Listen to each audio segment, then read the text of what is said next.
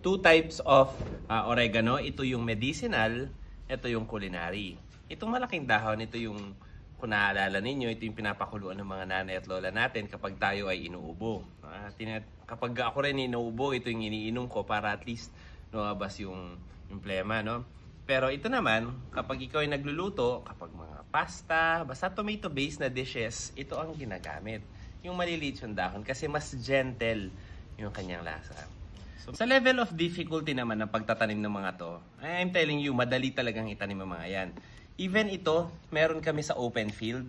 Even kapag summer, sobrang init, minsan natutuyuan, kaya niya mag-survive. Tapos kahit nauulanan lagi, naku, lalong kumakapal to ngayon tag-ulan.